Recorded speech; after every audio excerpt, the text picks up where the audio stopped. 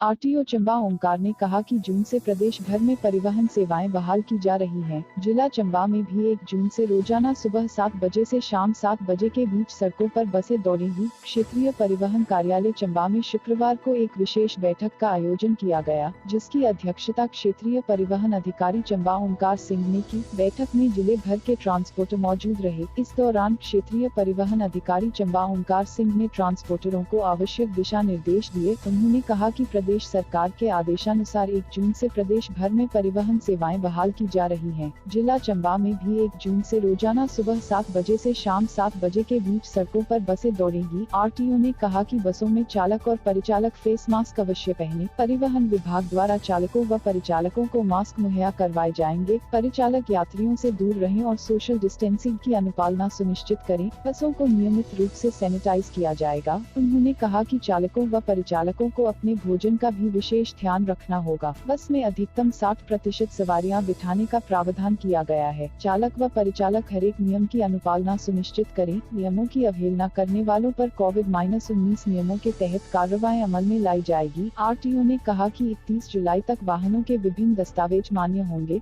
सरकार द्वारा दी गई छूट के मुताबिक 31 जुलाई तक किसी भी ट्रांसपोर्टर को टैक्स, परमिट, वाहन पासिंग आदि करवाने की आवश्यकता नहीं है। वाहन चलाने से पूर्व उनका आवश्यक रखरखाव अवश्य सुनिश्चित करें। इस दौरान ट्रांसपोर्टरों ने विभिन्न सुझाव भी दिए और अपनी समस्याएं भी आरटीओ के समक्ष प्रस्तुत की। इस अवसर पर क्षेत्रीय प्रबंधक HRTC सुभाष कुमार, अड्डा प्रभारी चंबा अशोक, निजी बस ऑपरेटर यूनियन के चेयरमैन नरेश महाजन, प्रधान रवि महाजन सहित कई अन्य। सरकार ने जो आदेश दिए हैं कि 1 जून से बसें चलेंगी ताकि लोगों को बस सुविधा भी मिल सके और जो परिवहन इंडस्ट्री है वो भी आगे चल सके।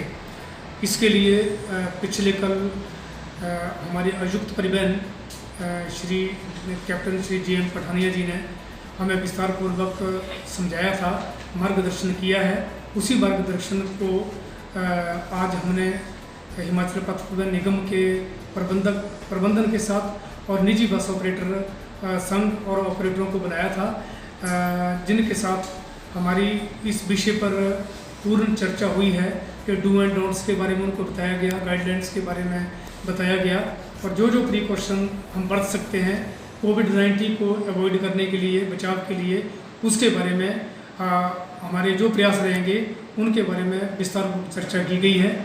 उनको बताया गया है कि बस का जो चालक और परिचालक होगा वो फेस मास्क पहनेगा, स्वस्थ होगा, तभी वो अपनी सेवा में आएगा। दूसरा, जो बसें हैं, बसों का रखरखाव पहले पूरा हो तब वो यात्रियों को ले जाएंगे और बस अड्डे से पूरे सफ़र तक वह 60% यात्री ही ले जाएं ताकि डिस्टेंस जो है वो बीच का पूरा बना रहे और कंडक्टर उसी यात्री को टिकट देगा, उसी को यात्रा करवाएगा जिसने मास्क पहना हो, जो स्वस्थ हो और बहुत ज़्यादा वृद्ध या ना हो या जिस किसी को बीमारी के कोई ऐसे संकेत ना हो। इसलिए ये पहली पूर्व सावधानी बरतेगा, एहतियात बरतेगा। कंडक्टर अगली बारी के पास से उनको टिकट देगा, सवारी टिकट लेगी और बस में चढ़ेगी, अगली खिड़की से और पिछली से उतरेगी। बसों का प्रॉपर जो मेन पार्ट्स हैं गाड़ियों के, जैसे हैंडल्स हैं, सीटों के हैंडल्स हैं, सीट्स हैं या ऊपर जो डंडे हैं जहाँ बार बार यात्री का या चालक परिचालक का हाथ लगने की संभावना रहती है, उसको सैनिटाइज करेगा तब बस चलाएगा। दूसरा इम्पोर्टेंट बताया है कि जो वाहनों की फिटनेस, जिन जिन कागज़ों को गवर्नमेंट ने मान्यता दी है कि अगर किसी के डॉक्यूमेंट की बात खत्म है उसको 31 जुलाई तक कर दिया गया है। 1 अप्रैल से लेकर 31 जुलाई तक के वाहनों के स्पेशल रोड टैक्स और टोकन टैक्स को भी एग्जम्प्ट किया गया है। बसों के अंदर इस तरह से यात्री बैठेंगे कि जो 2 डबल बेंच वाली सीट है, 2 सीटों वाली जो रो है, उस रो में खिड़की की तरफ जो है वो यात्री बैठेगा और जो 3 वाली सीट है उसमें बीच का गैप होगा ताकि जैसे 42 सीटर बस है तो उसमें 25 यात्री सफ़र कर पाएंगे। जहाँ स्टेज कैरियर का प्रश्न है कि कहाँ सवारी चढ़ेगी, कहाँ उतरेगी, वहाँ भी कंडक्टर को, चालक परिचालक को इसका ख्याल रखना होगा कि डिस्टेंस को, प्रॉपर परस्पर दूरी को वहाँ भी 1 मीटर की 1.5 मीटर की दूरी को बनाए रखें। अड्डे पर सवारी बड़े आराम से उतारे और जब उतर जाए उसके बाद चढ़ने वाली सवारी को उतारे, पर किसी भी सूरत में बस में भीड़ ना हो और 60% के ऊपर की यात्री ना हो, ताकि जो कोविड-19 के बचाव में सरकार ने जो लॉकडाउन लगाया है, जो और पूरा समाज जो इस पर दिन रात मेहनत परिश्रम कर रहा है और बचाव के लिए उपाय कर रहा है, उसमें हमें बाधा उत्पन्न ना हो, क्योंकि हमें इस बीमारी से हम कोई भी समझौता नहीं कर पाएंगे।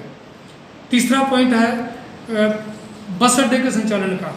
बस अड्डा डेवलपमेंट अथॉरिटी को ये आदेश दिए गए हैं कि वह पब्लिक एड्रेस सिस्टम पे लोगों को जागरूक करें और वही यात्री अड्डे में आए जिन्होंने यात्रा करनी है, अनावश्यक लोग अड्डे में ना आए, जिसके लिए पुलिस और स्वास्थ्य विभाग की टीम के लिए जिला प्रशासन से अनुरोध किया है कि वहाँ मेडिकल की टीम और पर्याप्त मात्रा में जो पुलिस गाइडलाइन के लिए हो। बसें एक एंट्री से आएंगी, दूसरे एंट्री से आएंगी, जिसके बारे में अड्डे की इंस्पेक्शन की जाएगी। जो सुविधा यात्रियों को हो सकती है वो देने का पूरा भरसक प्रयत्न किया जाएगा। इसलिए बस अड्डा डेवलपमेंट अथॉरिटी जो है वो पूरा अपना रोल अदा करेगी और परिवहन प्रशासन और जिला प्रशासन भी पूरी एहतियात बरतेगा।